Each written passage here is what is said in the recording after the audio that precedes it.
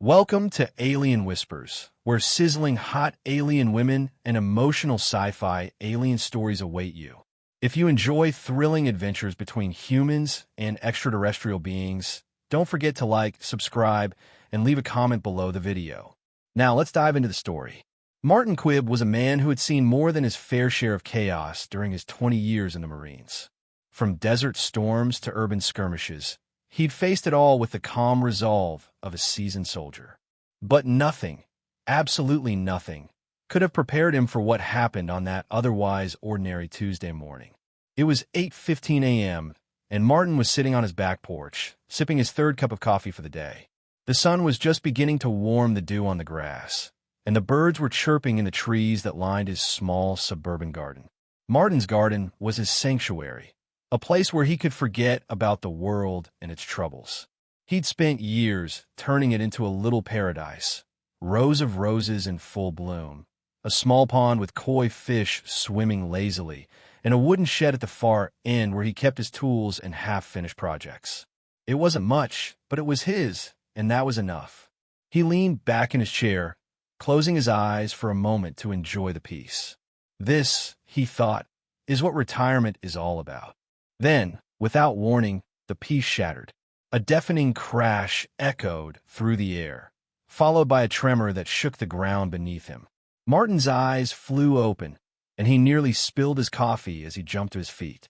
"What the hell was that?" he muttered, scanning the yard. At first, he thought maybe a tree had fallen or a car had crashed in his fence. But as he stepped off the porch and rounded the corner of his house, he froze. His shed, or what was left of it, was in ruins. Splintered wood and debris were scattered across the lawn, and in the middle of it all lay something that made Martin's brain stutter. It was a dragon. Not just any dragon. This thing was massive, easily the size of city bus. Its scales were black as obsidian, but shimmered with hints of purple and green as it shifted slightly. Smoke curled from its nostrils, and its eyes glowed with an eerie, fiery light. Its wings were crumpled awkwardly beneath it, and one of its hind legs was pinned under a beam from the shed. It looked like it had just crash-landed from another dimension. Martin blinked once, twice. Then he rubbed his eyes, half expecting the creature to vanish like some kind of hallucination. But no, it was still there, its massive chest rising and falling with each labored breath.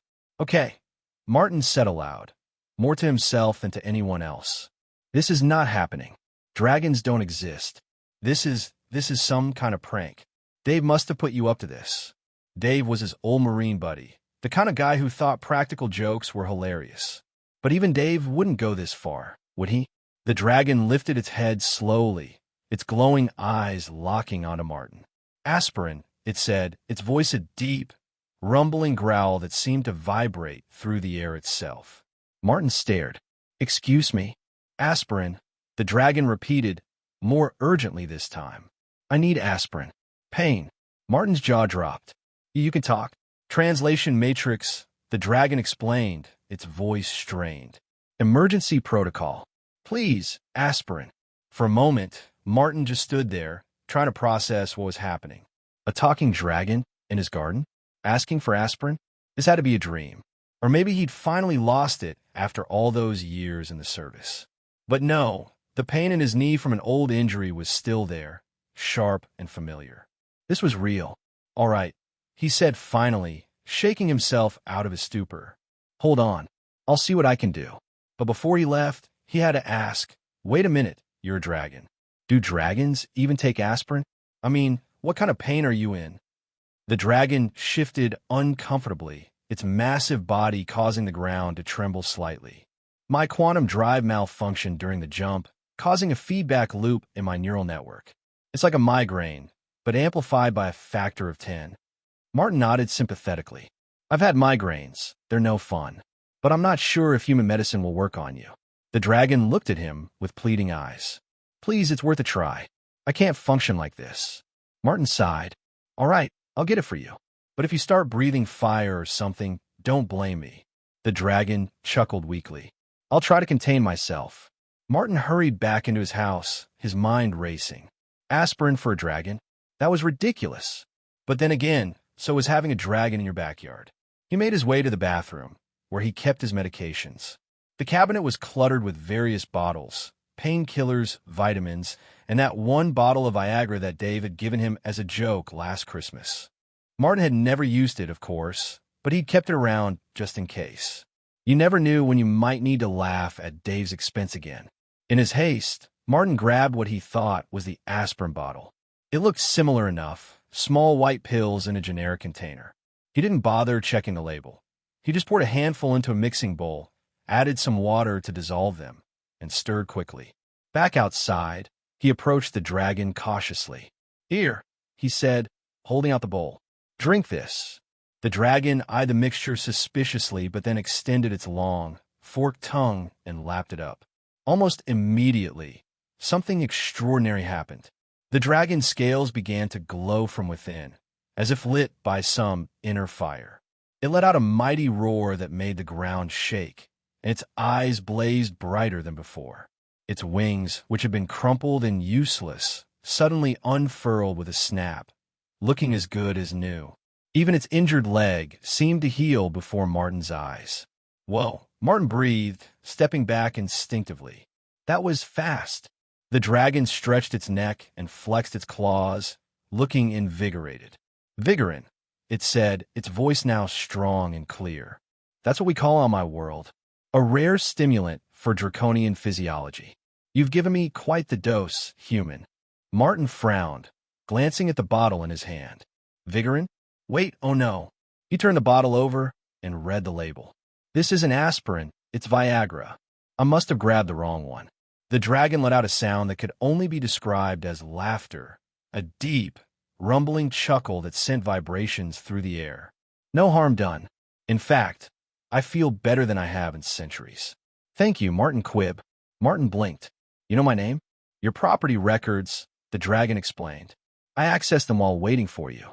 It's standard procedure for first contact." "First contact," Martin repeated, feeling a little lightheaded. "Wait, you're from another planet?" "Indeed," the dragon said, settling back onto its haunches.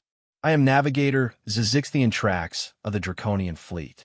My ship experienced a quantum navigation error during a jump, and I ended up here instead of my intended destination." Martin rubbed his temples. "So, you're saying there's a whole fleet of dragons out there? With spaceships?" "Not just dragons," Zyzixian Trax replied. "The Draconian Alliance is composed of many species from across the galaxy. We're not all dragons, though we do have a certain presence." Before Martin could ask more questions, the sky above them began to darken unnaturally. A low hum filled the air, growing louder by the second. Martin looked up and saw a rift opening in the sky, a swirling vortex of colors that hurt his eyes to look at.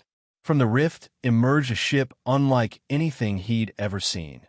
Sleek, metallic, and shaped like something out of a sci-fi movie.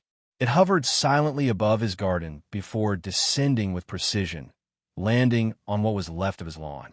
A hatch opened on the side of the ship, and several figures stepped out. They were humanoid, but clearly not human. Their armor shifted colors like oil on water, and their helmets obscured their faces.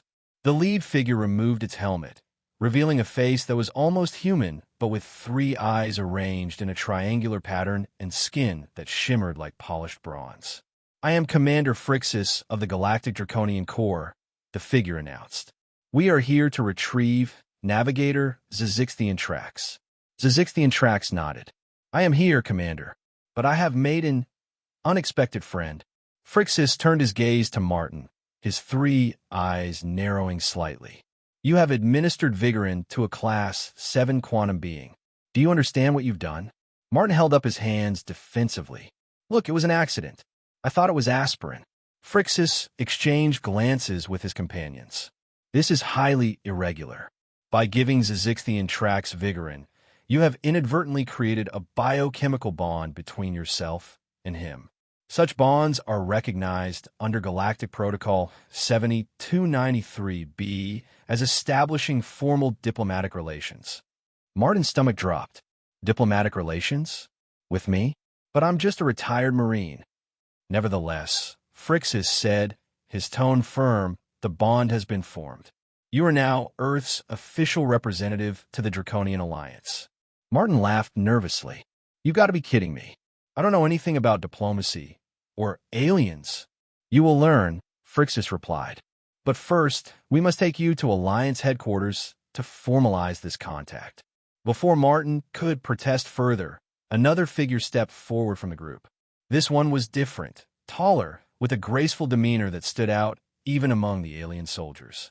When she removed her helmet, Martin found himself staring. Her skin glowed softly, like moonlight on water, and her eyes sparkled with a light that seemed almost otherworldly. She was beautiful in a way that was both familiar and utterly alien. I am Ambassador Lyra, she said, her voice smooth and melodic. I will assist you through this process. Martin Quibb.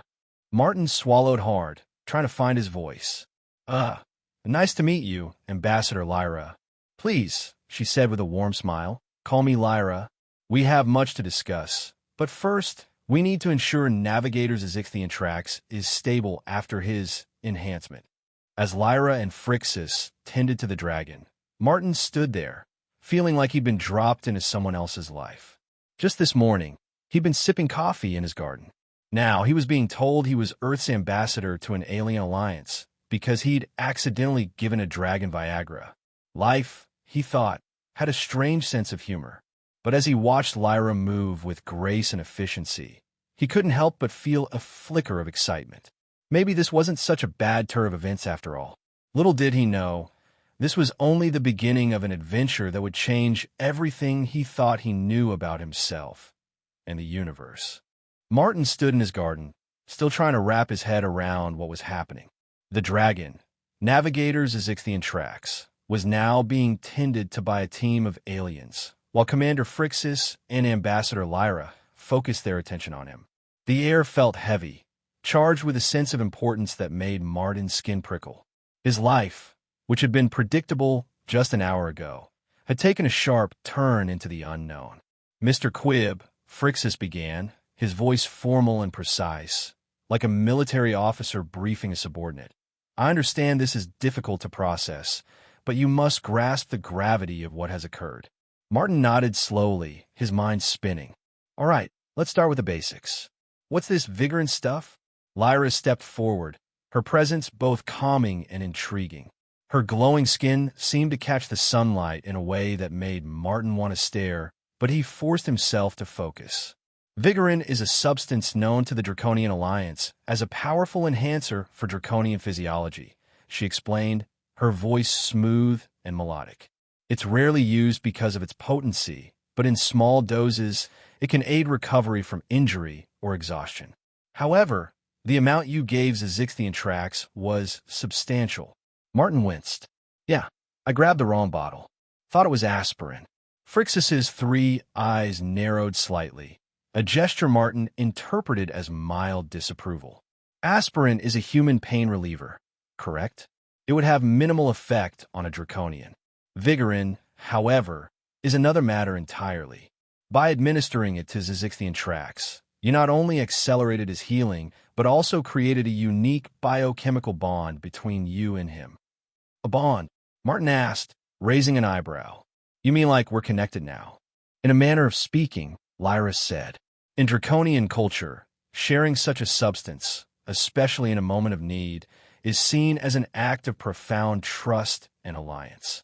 It's akin to a blood oath in human traditions, but on a molecular level. Martin let out a low whistle. So because I gave him Viagra, Vigaran, now I'm his lifelong buddy? It's more than that, Phrixus interjected. This bond extends to represent a connection between your species and the Draconian Alliance. That's why you are now considered Earth's representative. Martin ran a hand through his short-cropped hair, feeling overwhelmed. Look, I'm flattered, but I'm not cut out for diplomacy. I was a Marine, sure, but that was years ago. I don't know squat about interstellar politics or anything like that. Lyra offered a reassuring smile, her eyes sparkling with warmth.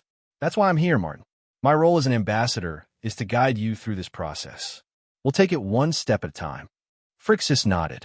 First, we must ensure Azichthian Trax is stable and ready to be transported back to our ship.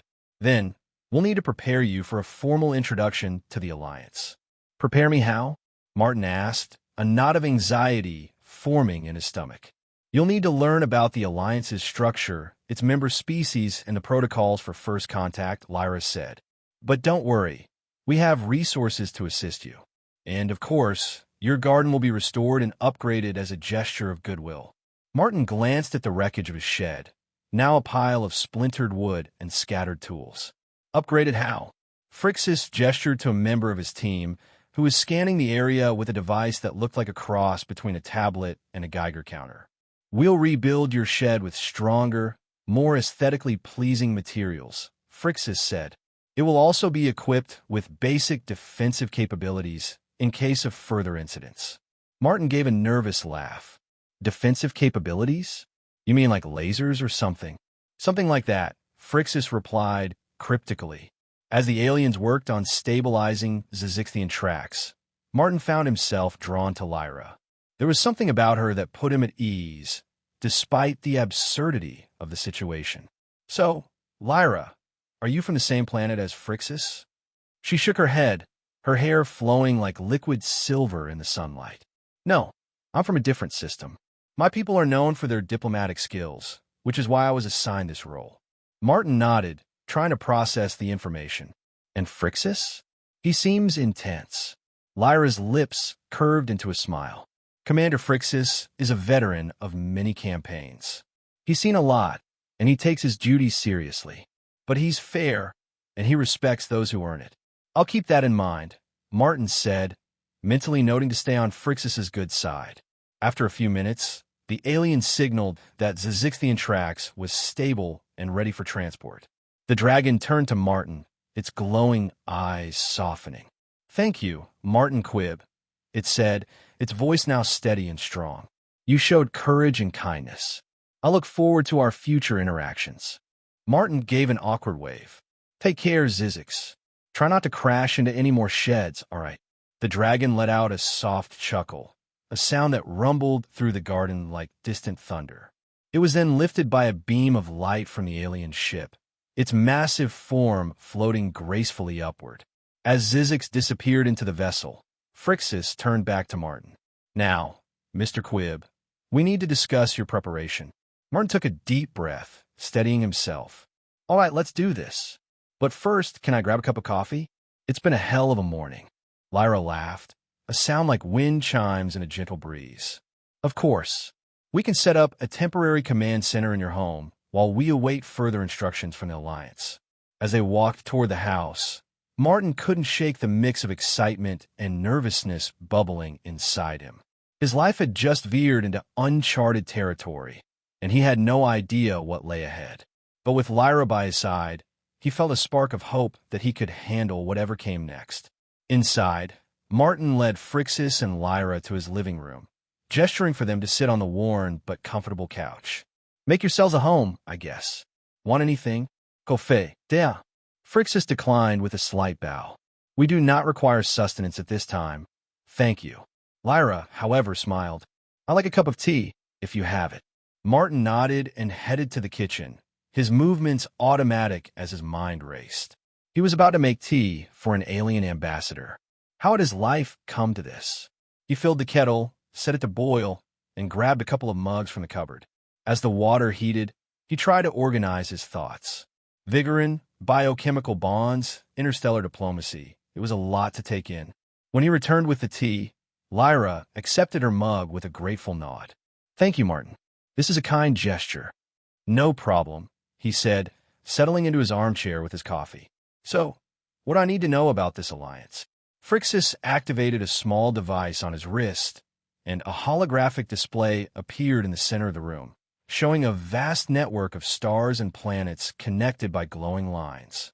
The Draconian Alliance is a coalition of over 7,000 worlds, united under a shared set of laws and principles, he said. It was formed millennia ago to promote peace and cooperation among the galaxy's diverse species. Martin leaned forward, fascinated despite himself. And Earth's part of this now. Not yet, Lyra clarified. Your world is still in its early technological stages. However, Due to the unique circumstances of your encounter with Zizixthian Trax, you've been granted temporary status as a potential member. Temporary status? Martin echoed. What's that mean? It means Earth is under observation, Phrixus explained. The Alliance will monitor your planet's progress and ensure it poses no threat to galactic security. In return, you may receive certain benefits, such as access to advanced technology and knowledge. Martin raised an eyebrow. Sounds like a big responsibility. It is, Lyra agreed. But it's also an opportunity for your species to grow and thrive in ways you've never imagined. Phrixus continued. As Earth's representative, your primary role will be to act as a liaison between your world and the Alliance. You'll need to learn our customs, our laws, and how to navigate the complex web of interstellar diplomacy. Martin groaned inwardly. Great, so I'm starting from scratch. Lyra placed a reassuring hand on his arm, her touch warm and grounding. Don't worry, Martin. We'll provide all the resources you need. You'll have access to our databases, translation devices, and cultural guides. And I'll be with you every step of the way. Her touch sent a small jolt through him, and he found himself smiling despite the overwhelming situation. Thanks, Lyra. I appreciate that. Phrixus cleared his throat, drawing their attention back to the matter at hand. For now, we must address the immediate issue of your garden. The damage caused by Zizixthian Trax will be repaired, and as a gesture of goodwill, we'll enhance your property with some of our technology. Martin perked up. Enhance it how? One of our technicians is assessing the area, Phrixus said. They'll reconstruct your shed with materials that are both durable and aesthetically pleasing.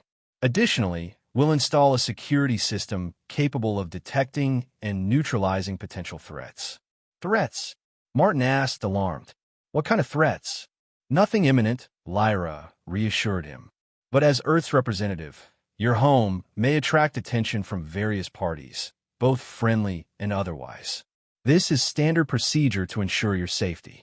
Martin nodded, though he still felt uneasy. All right, I guess that makes sense. Just then, there was a knock at the door. Martin stood to answer it, finding an alien technician standing outside. The technician's nameplate read Tech Specialist Vex, and he handed Martin a small device. This is a communicator, sir, Vex said. It will allow you to contact us directly if you require assistance. Martin took the device, which looked like a sleek smartphone, but with a screen that seemed to hover above it. Thanks, Vex. Vex nodded and returned to the garden, where Martin could see the new shed beginning to take shape. It was mesmerizing to watch. The aliens moved with precision and efficiency, their tools emitting soft hums and flashes of light as they worked. Lyra joined him at the door, observing the progress. Impressive, isn't it? Yeah, Martin admitted. I've never seen anything like this. Draconian technology is among the most advanced in the galaxy, she said proudly. But remember, with great power comes great responsibility. The Alliance is cautious about who we share our knowledge with. Martin turned to her, curious. So why are you willing to share with Earth now? Because of you, she said simply. Your actions today demonstrated qualities the Alliance values. Courage, compassion, and a willingness to help others, even in the face of the unknown. Martin felt his cheeks warm. I don't know about all that. I just did what anyone would have done. Lyra shook her head.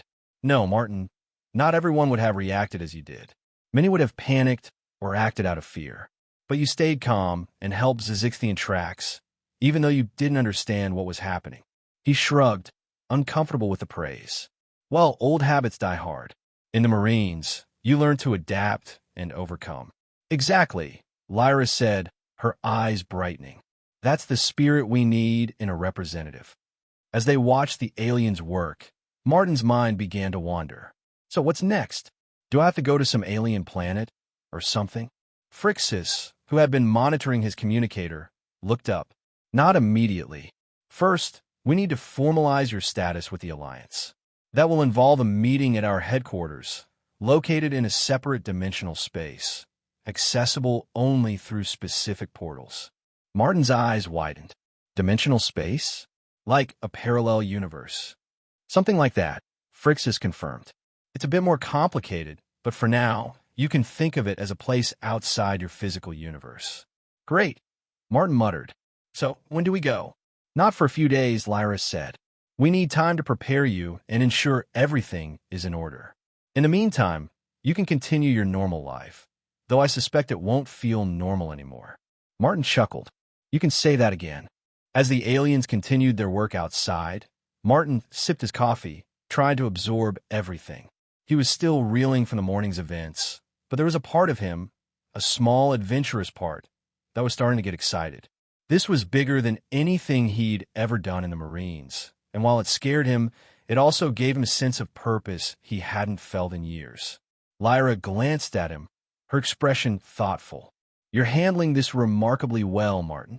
Most people would be overwhelmed. He shrugged, giving her a lopsided grin. Guess I'm used to crazy situations. Just didn't expect one to show up in my backyard.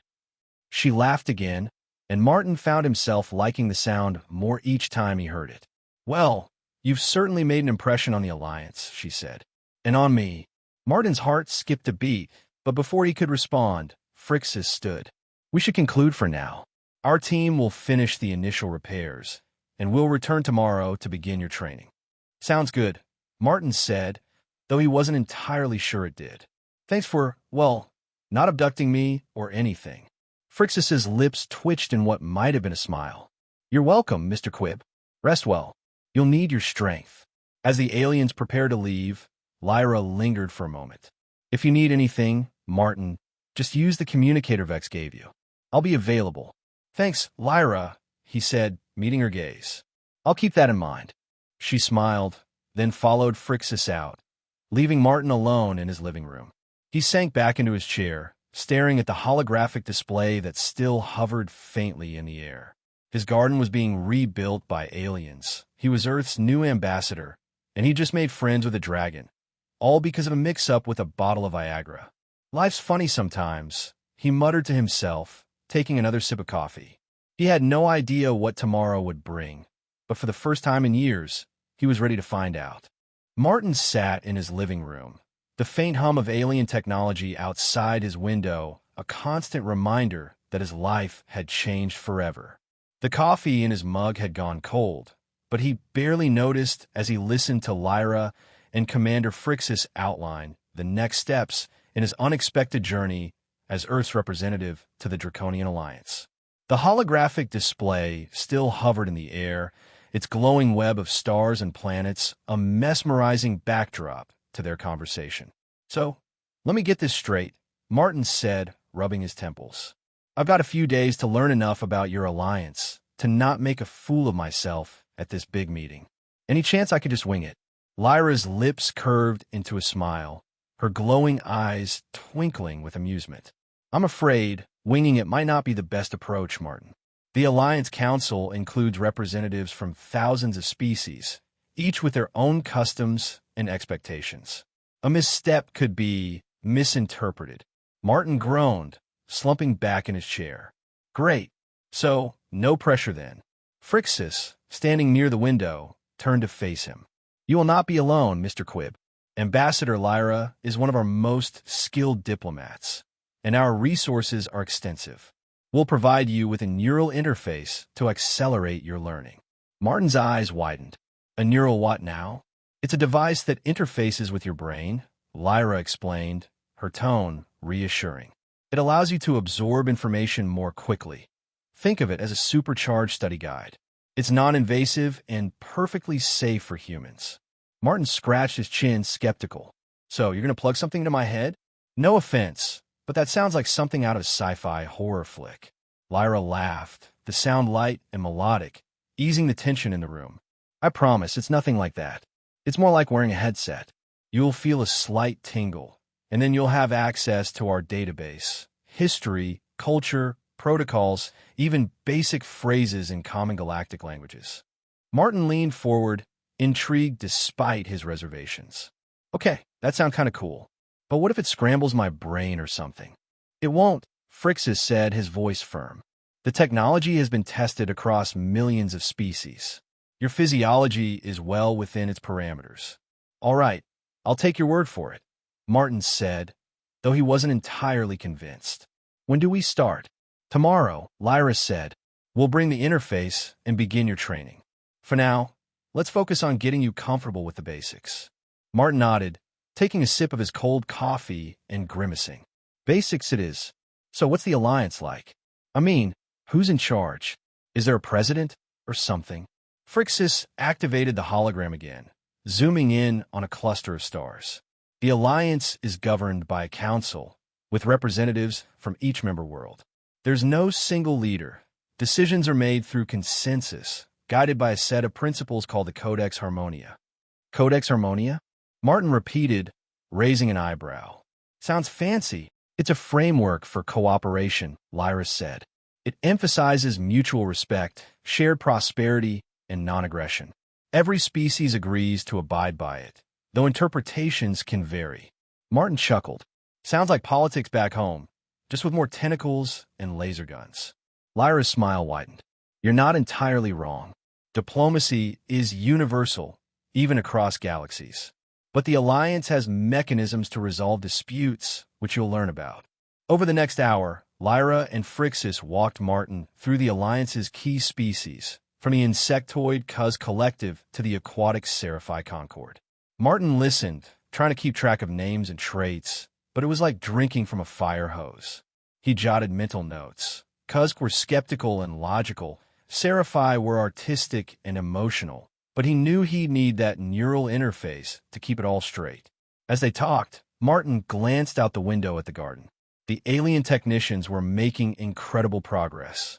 The new shed was nearly complete, its sleek, metallic surface gleaming like polished chrome.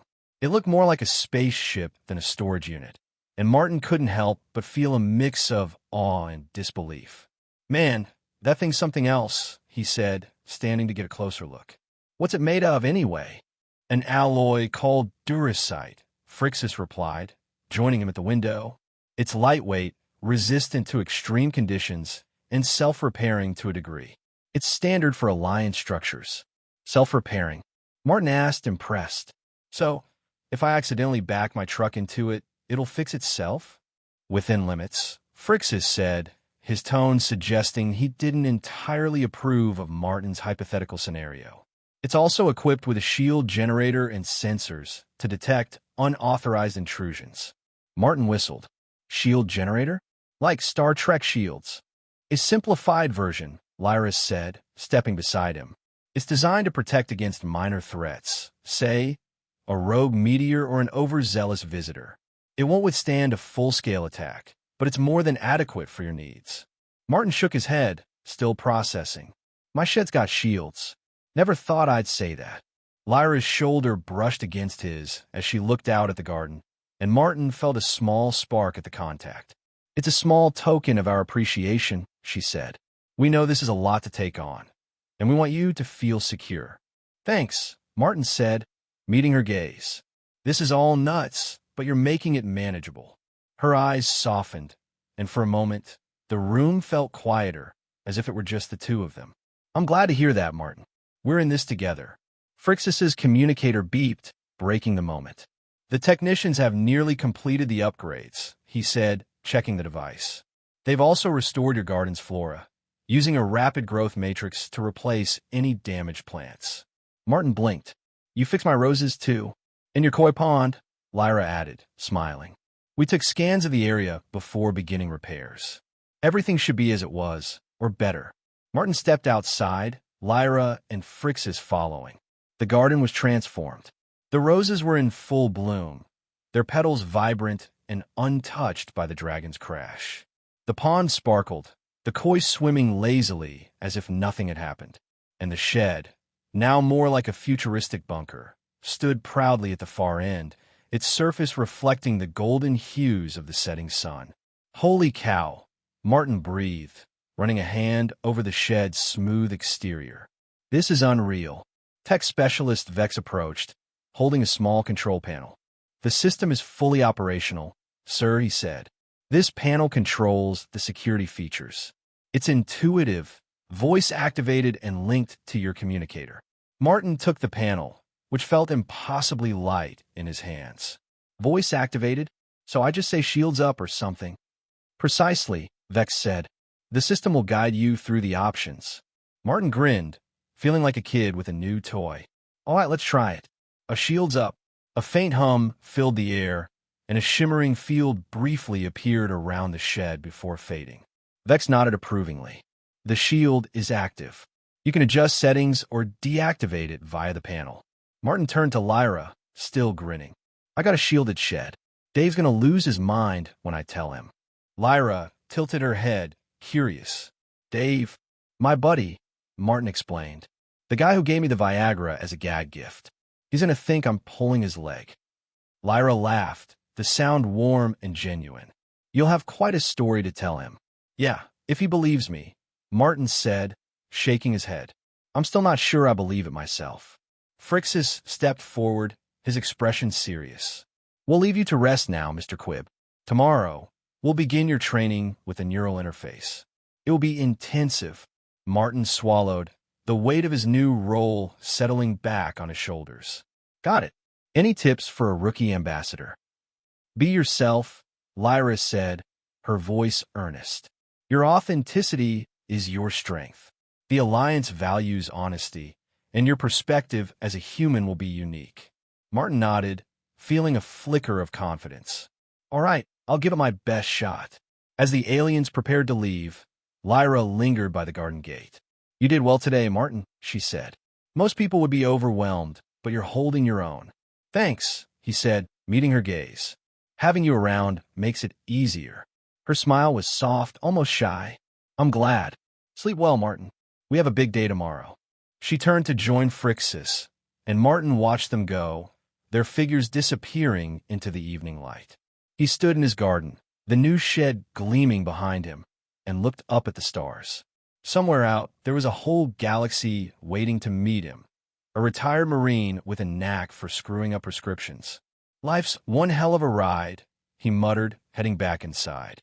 He set the control panel on the kitchen counter and grabbed a fresh cup of coffee, already bracing himself for whatever came next. Martin stood at the edge of his garden, the morning sun glinting off the sleek, Duracide shed that now looked more like a sci-fi prop than a storage unit. The communicator Vex had given him buzzed softly in his pocket, signaling that Lyra and Commander Phrixus were about to arrive. Today was the day he'd be whisked off to the Draconian Alliance's headquarters in some otherworldly dimension to face a council of alien leaders. His stomach churned with a mix of nerves and excitement, like the moments before mission back in his Marine days. All right, Quibb, he muttered to himself, adjusting the collar of his freshly pressed shirt. You faced worse. Just don't screw this up.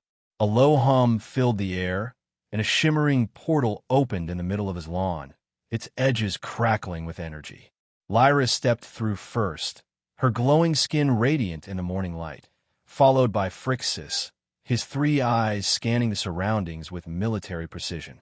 Martin couldn't help but notice how Lyra's presence calmed his racing heart, her smile a quiet reassurance.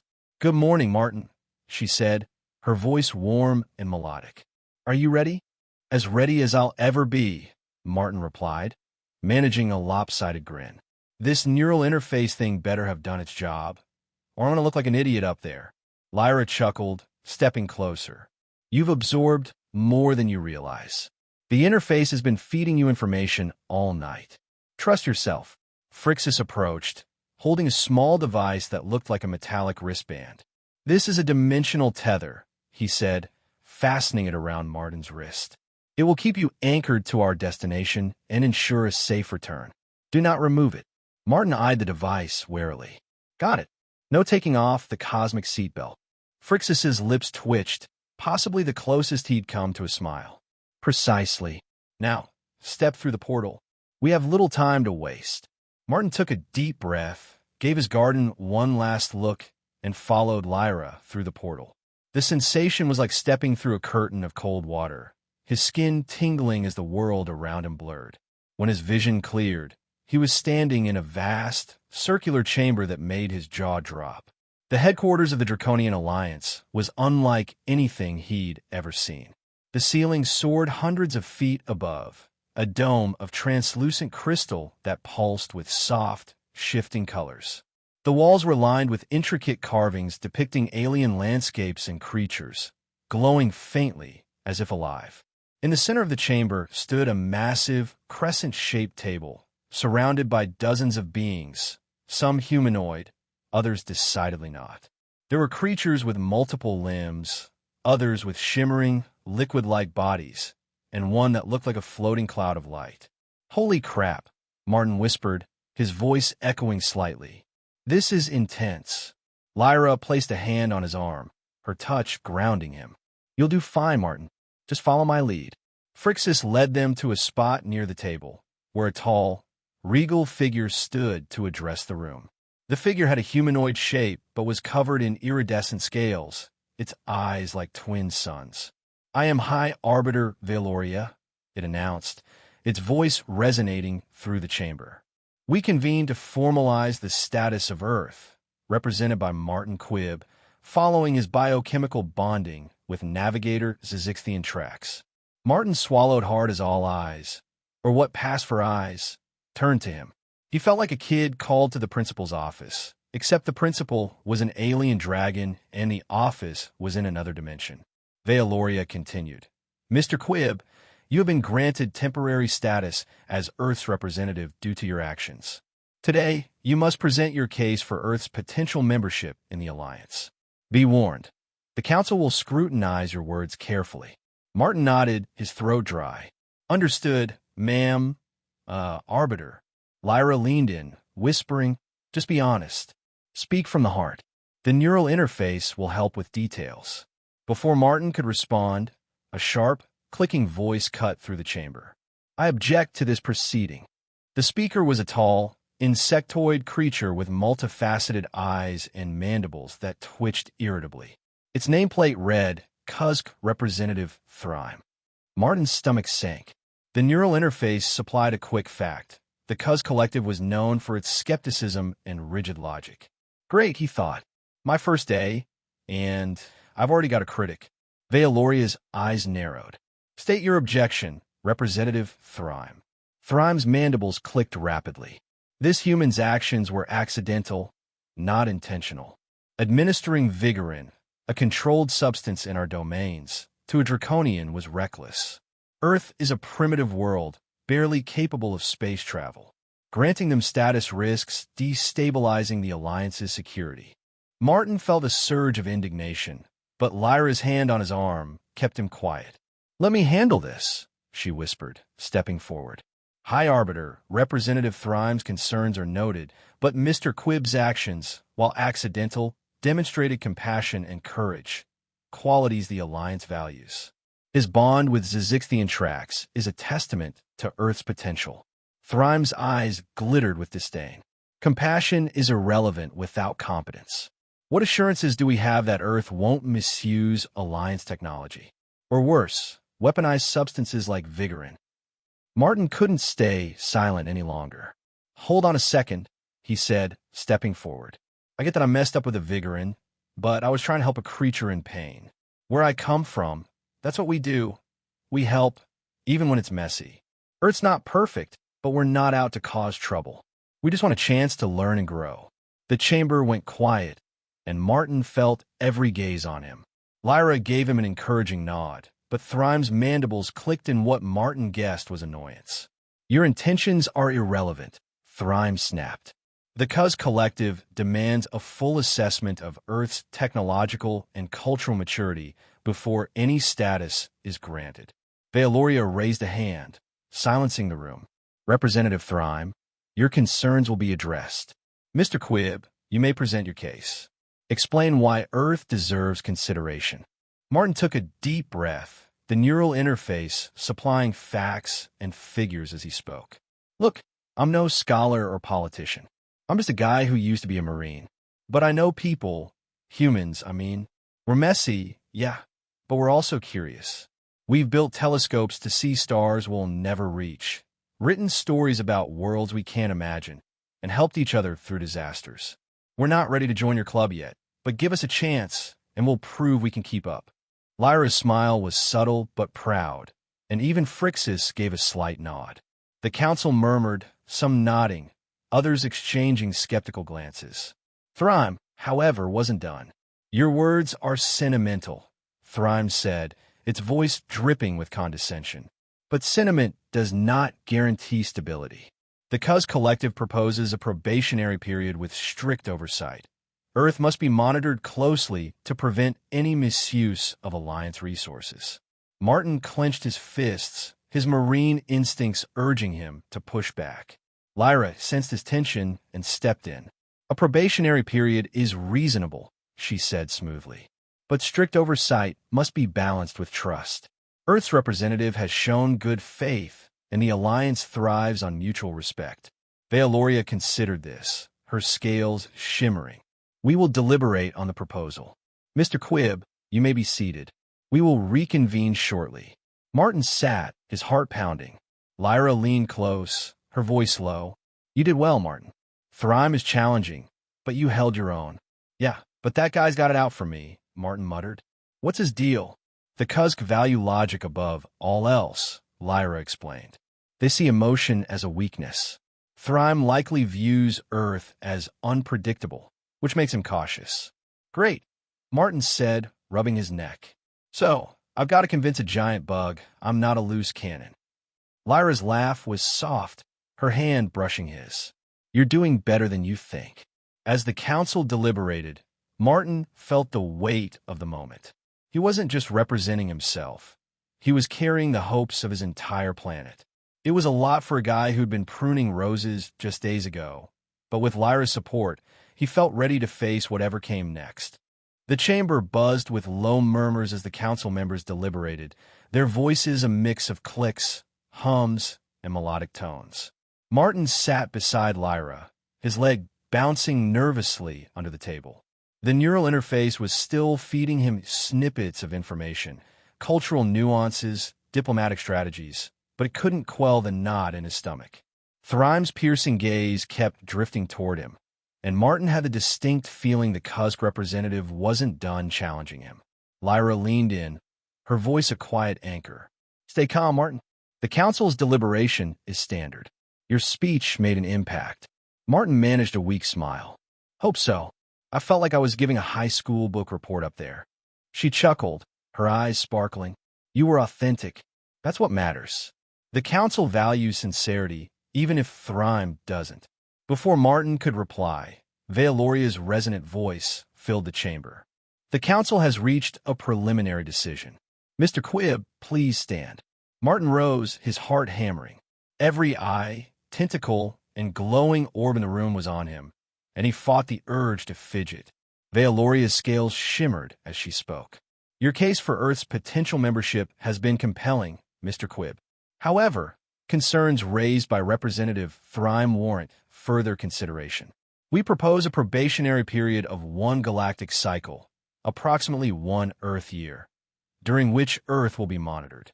You will serve as its liaison under Ambassador Lyra's guidance. Martin nodded, relieved but cautious. That sounds fair, Arbiter. What does monitoring involve? Data collection, Vealoria said. Cultural exchanges, technological assessments, and regular reports from you.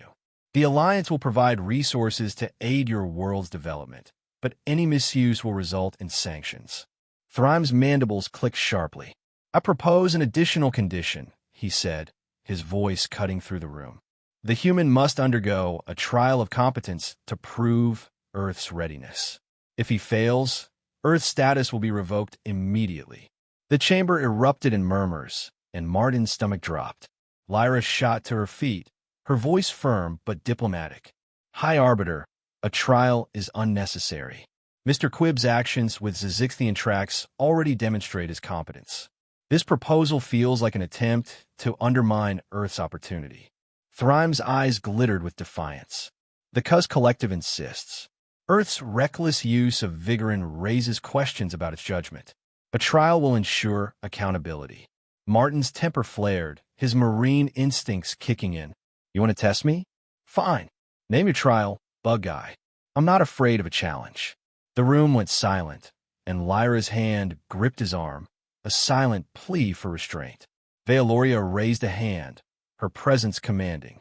Mr. Quibb, your willingness is noted. Representative Thrime, specify the trial. Thryme's mandibles twitched, as if savoring the moment. A simulation of crisis management, he said. The human must navigate a scenario involving a diplomatic dispute and a potential security threat. Success will prove Earth's capability. Failure will confirm our concerns. Martin's mind raced, the neural interface supplying details about crisis simulations, complex, high-stakes scenarios used to train Alliance diplomats. He wasn't trained for this, but backing down wasn't an option. All right, he said, his voice steady. Let's do it. Vealoria nodded. The trial will commence immediately. Prepare the simulation chamber. Lyra pulled Martin aside as the council dispersed to set up the simulation. Martin, this is risky, she whispered. The Cuz designed simulations to be brutally difficult. Thryme's trying to trap you. I know, Martin said, his jaw tight. But I'm not letting that overgrown grasshopper make Earth look weak. If it faced vers odds. Lyra's eyes softened, and she squeezed his hand. I believe in you. Use the neural interface. It'll guide you. And trust your instincts. They've gotten you this far. Phrixus approached, his expression unreadable. The simulation chamber is ready. Follow me. Martin followed Phrixus and Lyra through a series of glowing corridors, the walls pulsing with energy. The simulation chamber was a vast, circular room with a transparent floor that revealed a swirling vortex of light below. A control panel floated in the center, and Thryme stood nearby, his mandibles clicking smugly. Step into the center, human, Thryme said. The simulation will test your ability to resolve a diplomatic crisis and neutralize a threat. Failure will have consequences. Martin squared his shoulders, stepping onto the platform. Bring it on. The room shimmered, and the world around Martin dissolved. He found himself on a barren, rocky planet, the sky a sickly green. Before him stood two groups of aliens, one resembling the aquatic Seraphi, the other a hulking reptilian species. They were shouting, their voices amplified by the neural interface's translation.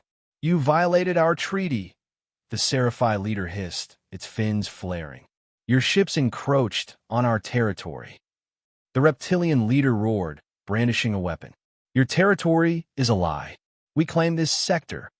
Martin's heart pounded as the neural interface supplied context.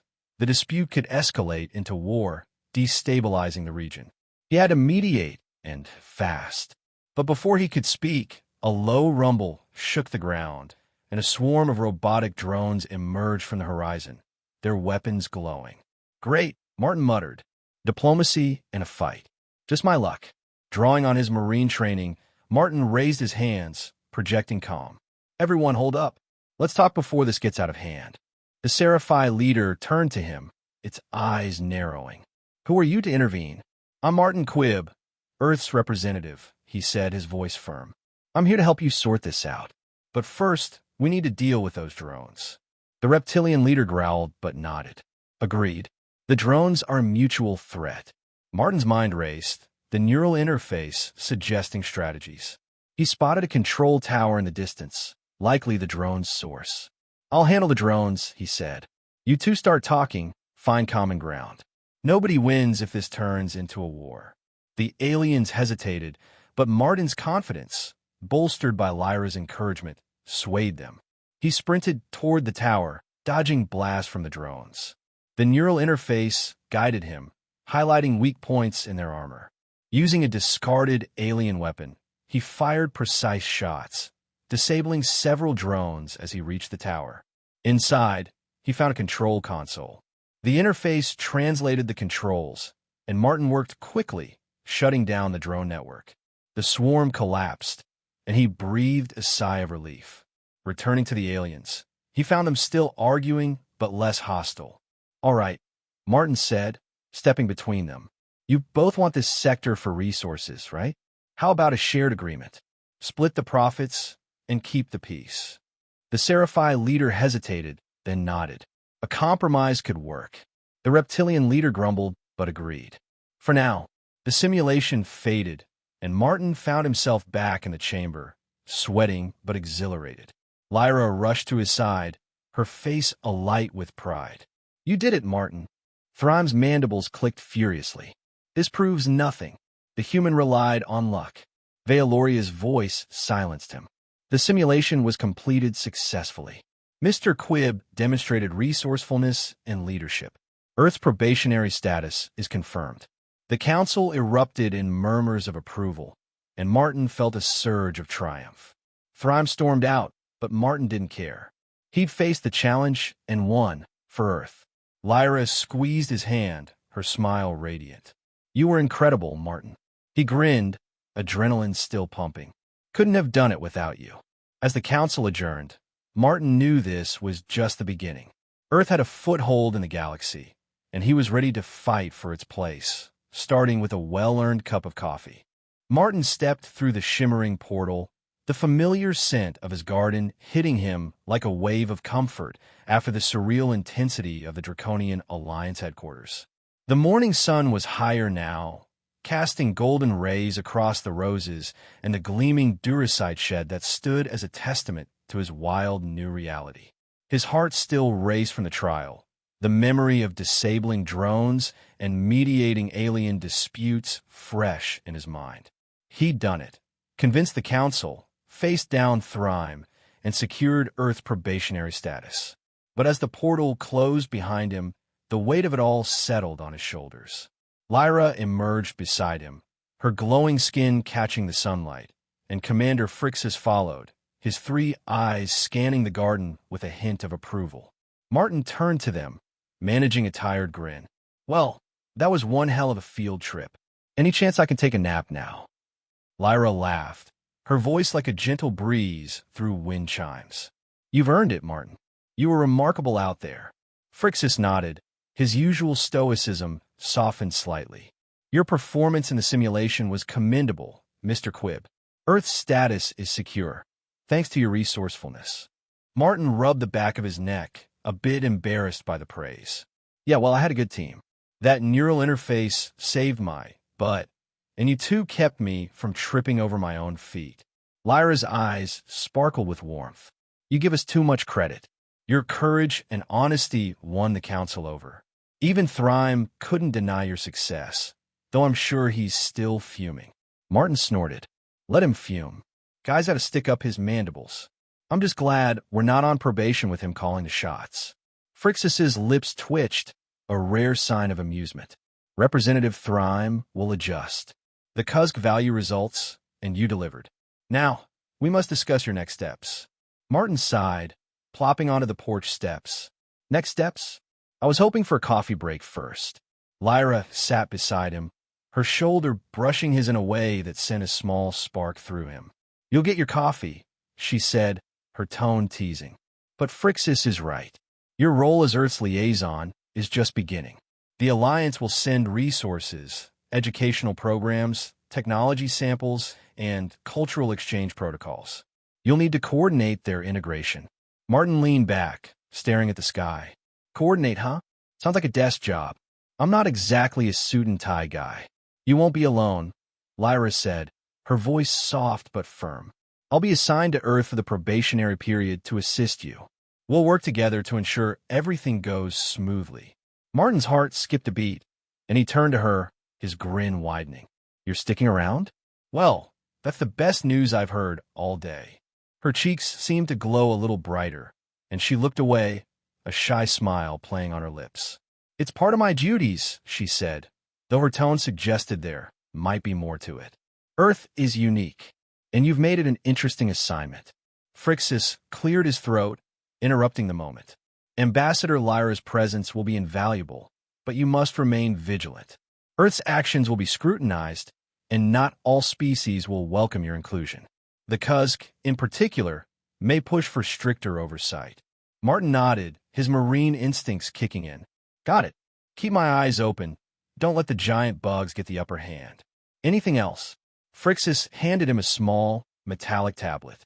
"This is an updated communicator linked to the Alliance's network. It contains your initial directives and a schedule for our next contact. Study it carefully."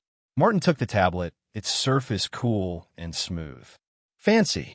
Guess I'm officially a galactic paper pusher now." Lyra chuckled, nudging him playfully. "You're more than that, Martin. You're Earth's voice. And for what I saw today, it's a strong one." He met her gaze, feeling a warmth that had nothing to do with the morning sun. Thanks, Lyra. Means a lot, coming from you. Phrixus stepped back, preparing to leave. We'll return in 3 days to begin the first phase of resource integration. Until then, rest and prepare. You've done well, Mr. Quibb. With a final nod, Phrixus activated his dimensional tether and vanished through a portal. Martin and Lyra were alone in the garden, the silence settling around them like a soft blanket. Martin glanced at the shed, then at the roses, and finally at Lyra, who was watching him with a thoughtful expression. So, he said, breaking the silence, "You're really going to be here for a whole year? Gotta warn you, Earth's not as flashy as that headquarters. We've got traffic jams, bad TV, and my neighbor's dog that barks at everything." Lyra laughed, tucking a strand of silver hair behind her ear. "I think I can handle it. Besides, I'm curious about your world. And I'd like to get to know you better, Martin." His heart did a little flip, and he tried to play it cool, though his grin gave him away. "Well, I'm not exactly a tour guide, but I know a great diner down the road. Best pancakes you'll ever have. Maybe we can start there." Her smile was radiant, and she leaned a little closer. "Pancakes sound wonderful. It's a date." Martin's eyes widened. "Date? Yeah, sure. A date it is." Before he could say more, a loud thud came from the shed, followed by a faint hum. Martin jumped to his feet, grabbing the control panel Vex had given him. What the hell was that? Lyra stood, her expression alert but calm. It could be the shield generator calibrating. "Let's check." They hurried to the shed, Martin holding the panel like a lifeline. The hum grew louder, and a faint shimmer surrounded the structure. "Shields down," Martin said, his voice a mix of panic and curiosity. The hum stopped, and the shimmer faded. Martin opened the shed door, half expecting an alien invasion, but instead found a small, metallic sphere rolling across the floor. It stopped at his feet, emitting a soft beep. Lyra knelt beside it, her eyes narrowing. "It's a maintenance drone. It must have been left behind during the upgrades. Nothing to worry about." Martin let out a breath, laughing despite himself. "A maintenance drone? Man, I thought we were about to have another dragon crash. My heart can't take much more of this." Lyra stood, her laughter joining his. "You'll get used to it, Martin. This is your life now. Part human, part galactic ambassador, and maybe a little bit of dragon tamer." He shook his head, still chuckling. "Yeah, and it all started because I grabbed the wrong bottle. Figures my big break would come from a gag gift." They walked back to the porch, the drone safely stored in the shed. Martin sat down, Lyra joining him, and for a moment, they just watched the garden in comfortable silence. The koi swam lazily in the pond, the roses swayed in the breeze, and the shed stood like a silent guardian, a reminder of the galaxy beyond. "So what now?" Martin asked, glancing at her. "I mean, besides pancakes and saving the world." Lyra's eyes met his, her expression soft but determined. "Now we build something new. Earth has a chance to join the stars, and you're the one leading the way. It won't be easy, but I believe in you." Martin felt a surge of purpose, tempered by the warmth of her words. "Guess I'd better not let you down then." "You won't," she said, her hand brushing his. "And I'll be here to make sure of it." He grinned, the weight of the future feeling a little lighter. "Deal. But first, I'm getting that coffee. You want some?" Lyra nodded, her smile playful. "Only if you teach me how to make it. I have a feeling I'll need to learn a few Earth customs." "Lesson 1, Martin said, standing and offering her a hand. "Never skimp on the coffee grounds." She took his hand, her touch lingering, and they headed inside, the promise of pancakes, coffee, and a galactic future hanging in the air. As Martin closed the door, he couldn't help but laugh at the absurdity of it all. A retired Marine, an alien ambassador, and a shed with shields, all because of a little blue pill. Life was one hell of a ride, and he was ready for wherever it took him next.